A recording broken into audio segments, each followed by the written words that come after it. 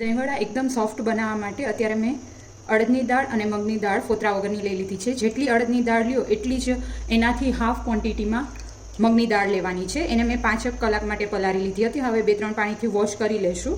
તો 2-3 પાણીથી વોશ કરી લીધી છે દાળ પ્રોપરલી. હવે મિક્સર જારમાં આપણે દાળને લઈ લઈશું અને આમાં જરૂર લાગે તો 1 થી 2 ટેબલસ્પૂન જેટલું જ પાણી એડ કરીશું. બહુ જ મિનિમમ પાણી એડ કરીશું જેથી કરીને બેટર બહુ ફાઇન રેડી થાય અને દહીંવડા જ્યારે ફ્રાય કરીશું તો એકદમ સોફ્ટ બનશે.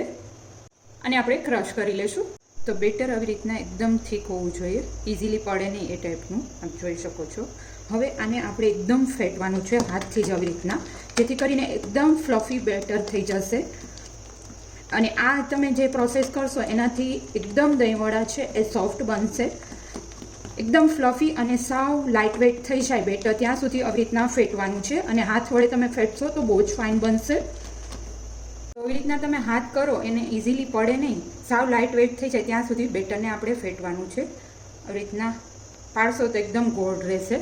બેટરમાં બધા મસાલા કરી લઈશું. સોલ્ટ એડ કરી દઈશું એઝ પર ધ ટેસ્ટ. આખું જીરું એડ કરી દઈશું અને અધકચરા વાટેલા તીખા એડ કરી દઈશું. પ્રોપરલી મિક્સઅપ કરી દઈશું. હવે એક સાઈડ આપણે એક બાઉલમાં ગરમ પાણી થવા માટે મૂકી દઈશું અને એમાં ટેસ્ટ પ્રમાણે સોલ્ટ એડ કરી હિંગ એડ કરી દઈશું. થોડું એવું ગરમ પાણી થાય એટલે આપણે ગેસ ઓફ કરી દેવાનું છે. હવે ગરમ તેલમાં આપણે એને મીડિયમ ફ્લેમ ઉપર ફ્રાય કરી લેવાના છે. રીતના એક સરખા નાના આપણે ભજીયાની જેમ પાડી લેવાના છે દહીંવડાના વડાને. મીડિયમ ફ્લેમ ઉપર આપણે લાઇટ ગોલ્ડન કલરના થાય ત્યાં સુધી ફ્રાય કરવાના છે. ફૂલ ફ્લેમ ઉપર ફ્રાય કરીશું તો અંદર કાચા રહેશે, એટલે ખાસ ધ્યાન રાખવાનું કે મીડિયમ ફ્લેમ ઉપર જ આપણે ફ્રાય કરવાના છે. તો અત્યારે લાઇટ ગોલ્ડન બ્રાઉન કલરમાં થઈ ગયા છે. હવે આને આપણે ડાયરેક્ટલી લઈ ગરમ પાણી જે રાખ્યું હતું એમાં એડ કરી દઈશું ડાયરેક્ટલી.